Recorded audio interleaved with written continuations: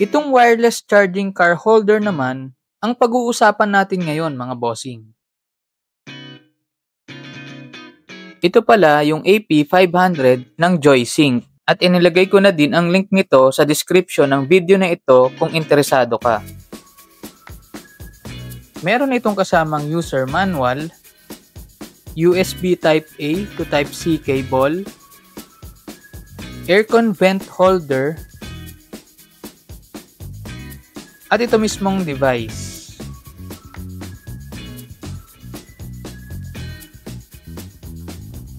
Bago nga natin to i-install sa sasakyan, subukan muna natin ito mga bossing. Ginamitan ko lang muna ito ng charger ng cellphone. At isa-isa nating susubukan itong mga control o pindutan sa likod. Itong button na ito ay switch para sa atmosphere light. Sa tuwing pipindutin ito ay mag-iiba-iba ang kulay ng ilaw. Kung ayaw mo naman na may ilaw, i-press and hold mo lang ang switch hanggang sa mawala yung atmosphere light. Itong switch naman na ito ay para sa side grip support arms.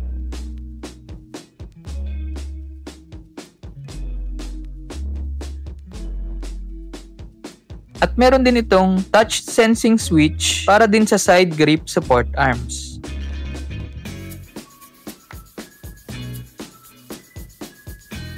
Sinubukan ko pala ito sa Samsung S9 Plus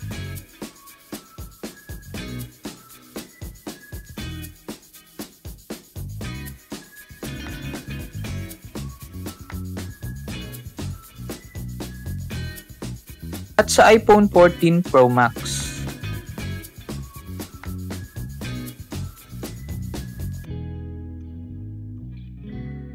Parehas naman silang nag-charge.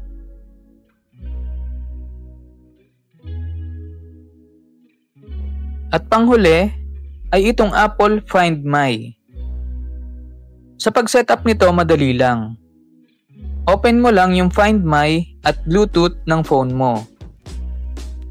Under Device tab, click mo itong Add icon sa gilid. I-click ang Add Other Item. Kumonek sa Smart Car Kit. Maglagay ng name na gusto mo. Maglagay din ng emoji na gusto mo. I-link sa Apple account. And that's it mga bossing. Sa pag-assemble naman tayo. Tanggalin nyo muna itong lock nut. Pihitin nyo lang pakaliwa itong nut para luwagan at tanggalin.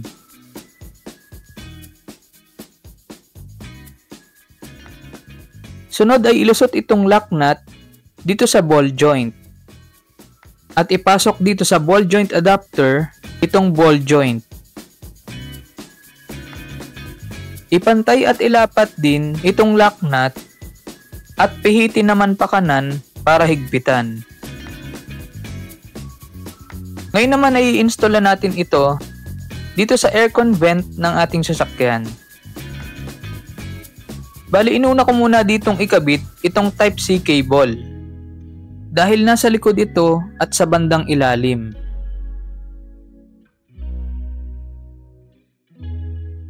Ngayon naman ay pihitin nyo lang pakaliwa itong knob para pahabain ang hook. Ipasok itong hook dito sa aircon vent at pihitin naman pakanan itong knob para higpitan.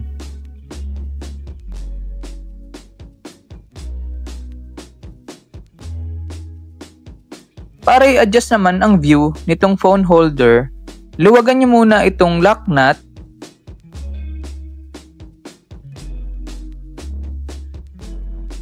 tsaka nyo siya iayos sa gusto nyong angulo o view. Pagkatapos ay higpitan nyo lang ulit.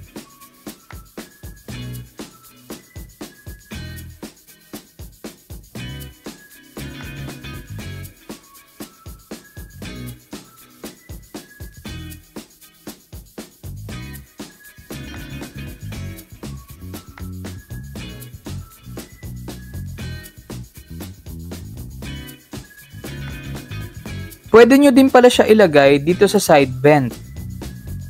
Mag-ingat lang kayo sa pagbukas ng bintana at baka mahablutan kayo ng phone mga bossing.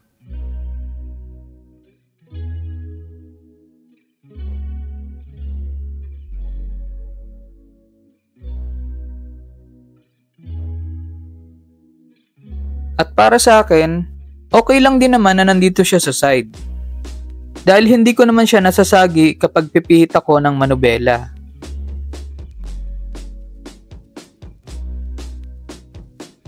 Hindi naman din siya istorbo dito kahit nagbubukas ako ng ilaw o headlight, maging sa pagsisignal light,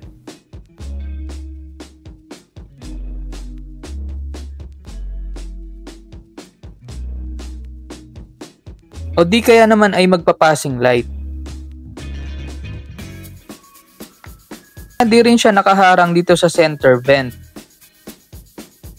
At isa pa, hindi rin nakakasagabal sa car screen para makapanood ng maayos ang mga pasahero ko. At kung hindi mo pa napapanood yung ginawa kong video about sa AI box adapter, ay panoorin mo na rin ito, bossing, para lumevel up ang stock infotainment system ng sasakyan mo at makapanood ng Netflix, YouTube, at marami pang iba ang pasahero mo.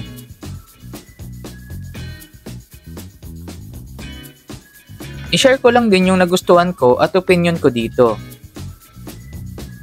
Una, dahil nga wireless charger na ito, kaya less stress na din ito sa charging port ng ating cellphone. Pangalawa, sturdy at wala kang maririnig na alog nito kapag umaandar ang sasakyan. Kaya naman kahit masira yung wireless charger, ay magagamit mo pa din siya as phone holder.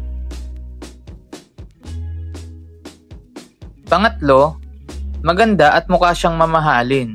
Pero makatarungan naman ang presyo, kaya i-check mo na din ang link nito na nasa pin comment. Sana ay nagustuhan mo ang video na ito at nakatulong ito sa iyo. Huwag din kalimutang i-like at i-share ang video para makatulong din sa iba. At para sa mga katanungan at magsasuggest na gawan ko ng content, ay comment down below lang mga bossing.